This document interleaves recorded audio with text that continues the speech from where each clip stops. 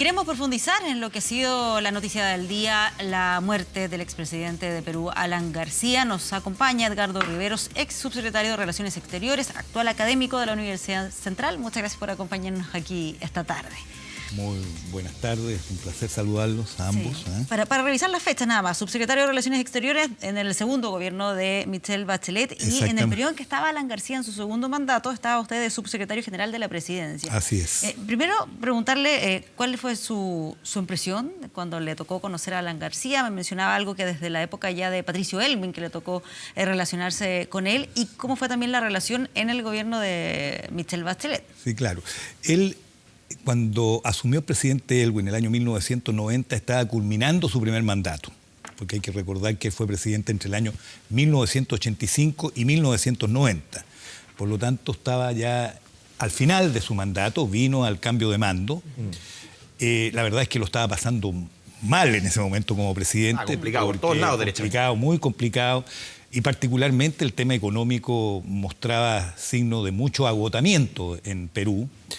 Pero, sin embargo, aquí fue una figura cuando vino al cambio de mando. Era una persona muy imponente, joven, en ese momento. 40 años. De haber tenido 40 años, porque asumió con 36 años, un poco más de 40 años. Y la verdad es que era una persona muy agradable al saludarla. Era muy carismático, dice. Carismático, pero sí muy preocupado de los aspectos formales también, ¿eh? No era una persona que tenía mucha sentido de lo que era la presidencia de la República, y seguramente su juventud también hacía de que eso lo reforzara más todavía, ¿no? Señor Rivero, en varias entrevistas que uno ha escuchado un poco el perfil de Alan García, ya más en la relación con Chile. Se habla mucho de una persona que es un hábil negociador, una gran oratoria, pero también lo comentamos en otras entrevistas, mañoso, en el sentido que públicamente te podía decir A, pero por la interna al final hacía B. En la interna te decía A, pero al final públicamente como presidente hacía B.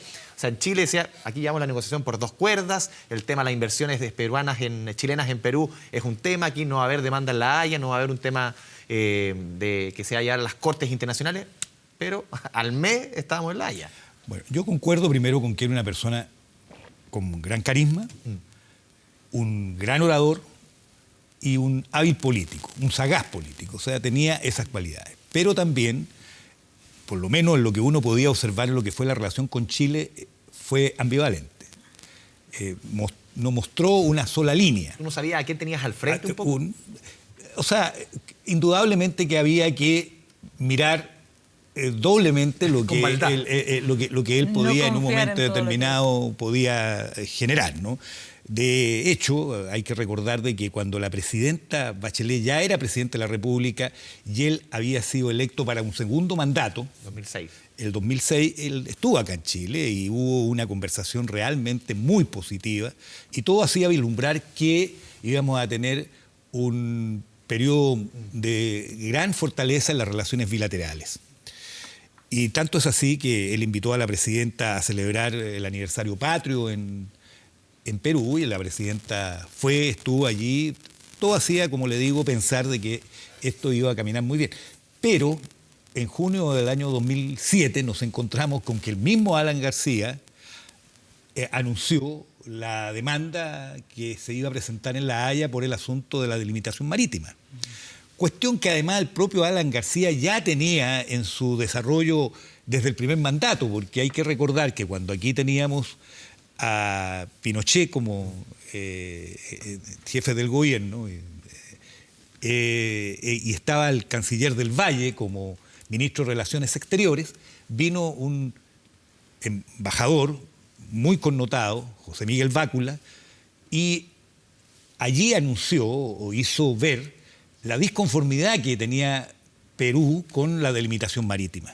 Y de ahí emanó lo que se ha conocido con posterioridad como el informe Bácula, o el memorándum Bácula, para la demanda peruana ante La Haya. Y que fue una base, indudablemente, de sustentación de la tesis de Perú respecto a la delimitación marítima, donde Perú planteaba de que no había delimitación marítima establecida y que, por lo tanto, había que pedirle a la Corte Internacional de Justicia, en este caso, que delimitara. Esa fue, en definitiva, la demanda. pero la tesis estaba ya configurada en lo que es el conocido memorándum Bácula. Obviamente que todos conocemos después qué es lo que ocurrió con el proceso y que en definitiva la Corte, si bien es cierto, cortó la línea en la milla 80, determinó que había habido tratado, ¿no? Claro. Y que había acuerdo entre los dos países. Fue reconociendo ahí buena parte de los argumentos de Chile, independiente de cuál fuese. Exactamente, y eso hizo que García, cuando ya no estaba en el poder, dijera: no nos dieron todo lo que nos pidieron, pero algo es algo. Claro. Ahora, qué difícil debe haber sido poder llevar las relaciones entre Perú y Chile en ese periodo, porque también fue el momento, años después, en que se refirió a nuestro país como una republiqueta, donde acusó espionaje. Sí, eso fue en el marco de una acusación de espionaje, donde un militar peruano estaría entregando, según la versión peruana, información a Chile, y él no se limitó en el lenguaje. Era una fotografía, recuerdo, un regimiento, algún centro de inteligencia. Exactamente, y eso hizo que la presidenta Bachelet reaccionara con mucha energía, diciéndole que ese lenguaje era absolutamente inapropiado, inaceptable, y bueno, además hubo un llamado telefónico en medio de un consejo de gabinete. No, hubo elementos de esa naturaleza. Pero también hay que decir de que en ese segundo periodo, por lo menos en lo que se refiere al aspecto económico, García no vivió los procesos que vivió en el primer periodo. En penuria. Perdón, ¿qué es lo que dije? Penuria, digo, las penurias, claro. Porque efectivamente, porque tuvo un proceso indudable de recuperación económica Perú, y eso indudablemente fue el inicio de un proceso de restauración de esa naturaleza. Las inversiones chilenas, o sea, en el fondo no te servía mucho enemistarte con Chile, y cuando buena parte del crecimiento, mucha la inversión, uno va a Lima hoy día y uno ve en el centro, en muchas partes, el comercio son marcas nacionales. Un aspecto dinamizador de la economía peruana era la inversión chilena, y por eso, en definitiva, este cuadro en el cual él planteó y fue seguido en eso por Chile de no cruzar los elementos, el elemento de la demanda con los elementos de la relación y las cuerdas separadas. La llamada cuerda separada.